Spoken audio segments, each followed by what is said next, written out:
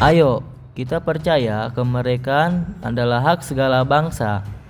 Tapi dulu, para penjajah kita menolak percayaan hal itu. Mereka terus menyerang. Bahkan setelah proklamasi dibacakan, para pejuang tentunya tak tinggal diam.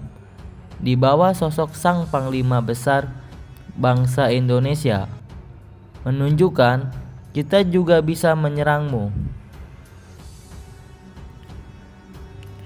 Belum 2 tahun berlalu sejak Belanda berjanji mengakui kedaulatan Indonesia.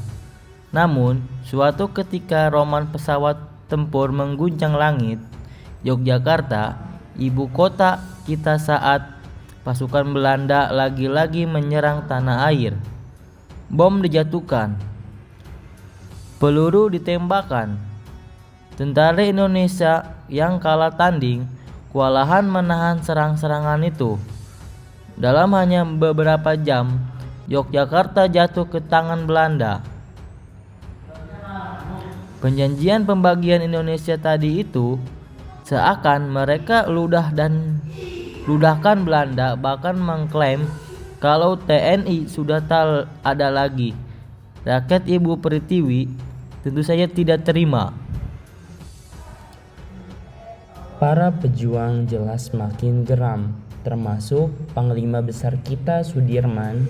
Jejak langkahnya dari masih berjuang di peta, lalu berjaya di Perang Ambarawa, dan meraih pangkat jenderal hingga Panglima Besar Indonesia. Semua itu ia jalani berjuang bukan untuk direndahkan oleh Belanda. Merespon tekanan dari Belanda, ini taktik dan akalnya siap ia pertajam kembar. Sudirman menyusun strategi yang masih terkenal sampai hari ini. Perang gerilya. Namun, sebenarnya waktu itu Sudirman sedang sakit. Presiden Soekarno menyuruhnya untuk istirahat, tapi ia menolak. Ia bahkan sampai pernah harus ditandu karena penyakitnya yang terus tambah parah. Karena Sudirman percaya ia harus bersatu dengan rakyat demi menentukan kemerdekaan. Militer Indonesia pun bergerak cepat. Walaupun tak bisa hadir rapat, Sudirman mengirim surat berisi strategi gerilya. Yang jadi tulang belakang rencana serangan itu, persediaan tentara Indonesia pun sedikit. Jadi mereka perlu elemen kejutan dan serangan terkoordinasi. Di seluruh wilayah Jogja, sekitar setelah berdiskusi, kesepakatan itu pun tiba. Serangan umum akan dilaksanakan pada tanggal 1 Maret. Perencanaan sudah.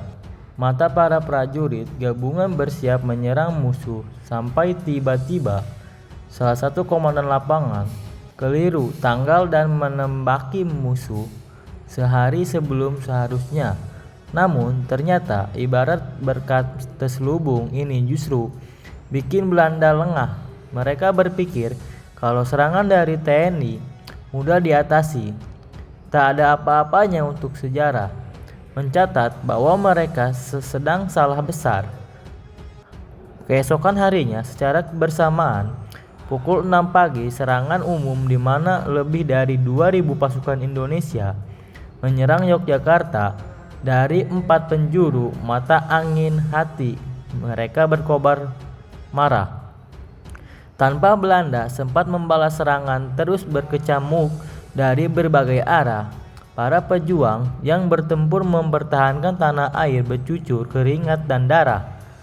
6 jam perjuangan kita berhasil menduduki Yogyakarta.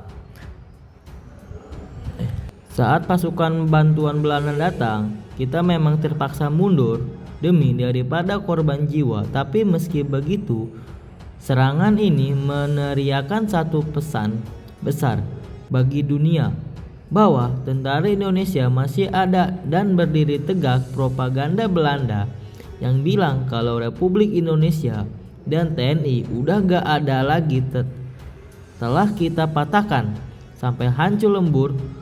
Pada akhirnya serangan ini memulai serangkaian efek domino dalam perjuangan kemerdekaan.